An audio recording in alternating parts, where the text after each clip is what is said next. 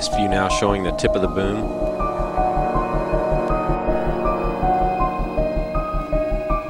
This is Mission Control Houston. This view of the end of the remaining amount of tether.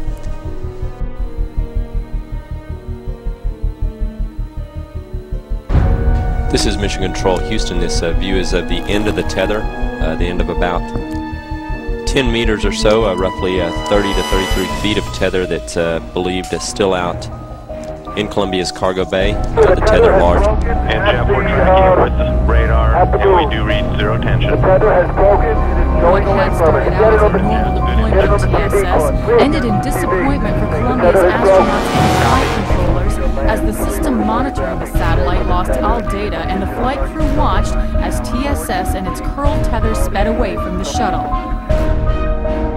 Columbia and the satellite now 77 nautical miles apart.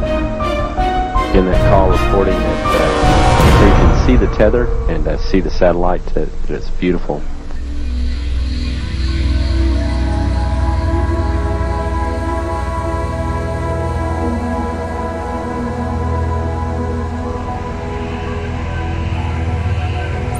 This view showing the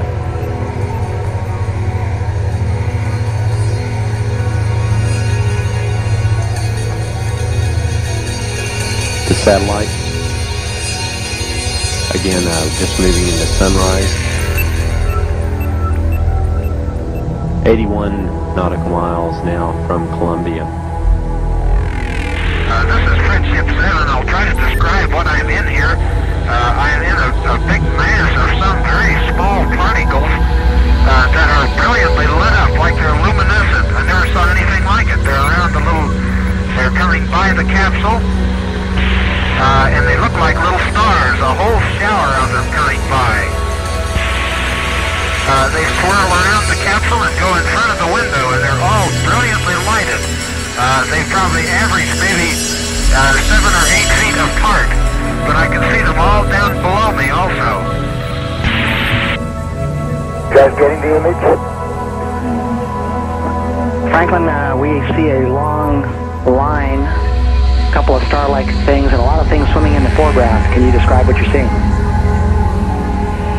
Well, the long line is a tether, and there's a little bit of debris that kind of flies with us, and it's illuminated by the sun at such low angle. So there's a lot of stray light, and it's getting washed out quickly, but Claude is trying to do a quick, good job here adjusting the camera.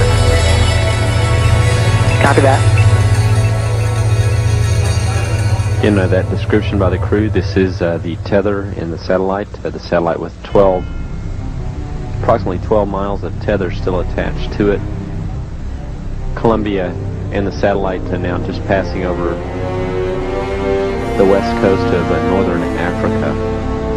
The two spacecraft now 90 nautical miles apart.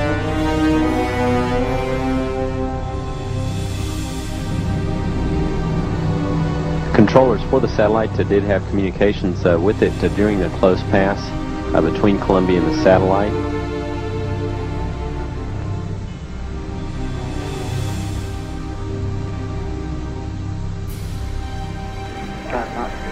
Columbia, Houston, that's a much better view, a lot more contrast visible.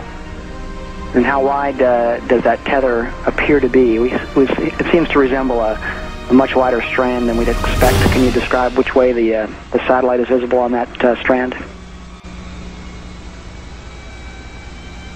Satellite now 100 nautical miles. Charlie, completely unzoomed, and you see the full extent of the tether. I try to adjust the focus, but I can't get better than that. Okay, Claude. Thank you. Let me zoom in now.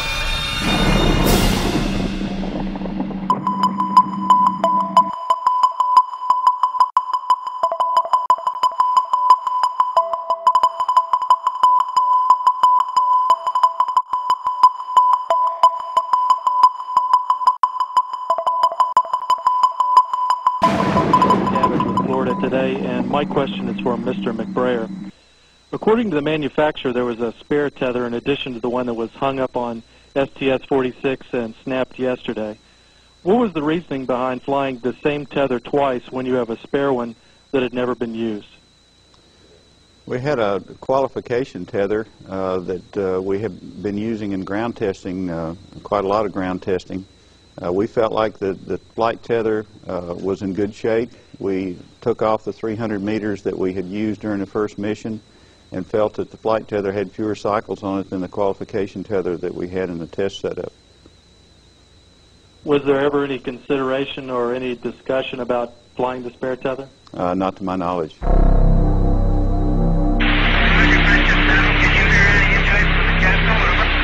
Negative. They're very slow.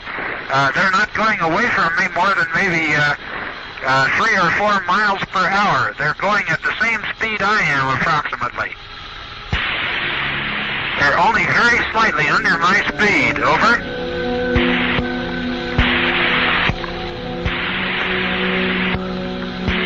They do have a different motion, though, from me, because they swirl around the capsule and then depart back the way that I am looking. Are you receiving? Over.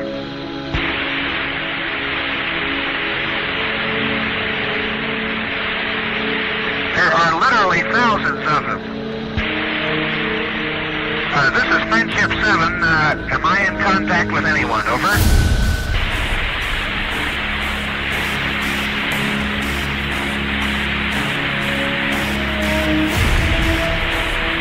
This has been going on since about 1+15, over. Just after I remarked about the sunset, I looked back up and looked out the window, and all the little swirl of particles was going by, over. This is Friendship 7 broadcasting in the blind. Sunrise has come up behind in the periscope. It was brilliant in the scope, a brilliant red as it approached the horizon and came up. And just as I looked back up out the window, I had literally thousands of small luminous particles swirling around the capsule and going away from me at maybe 3 to 5 miles per hour. Now that I am out in the bright sun, they seem to have disappeared. It was just as the sun was coming up. I can still see just a few of them now, even though the sun is up some 20 degrees above the horizon. I still have some of these little particles coming around the capsule occasionally here. I can see them against the dark sky even on the day side. Over. Roger, understand.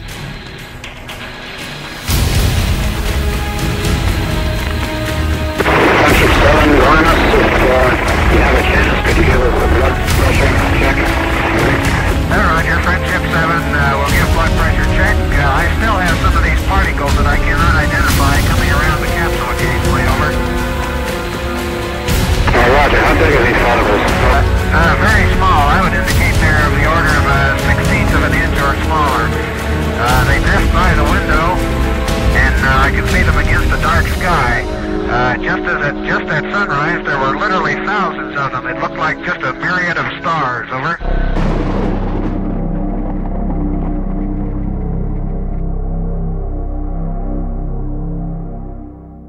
Shutdown in process.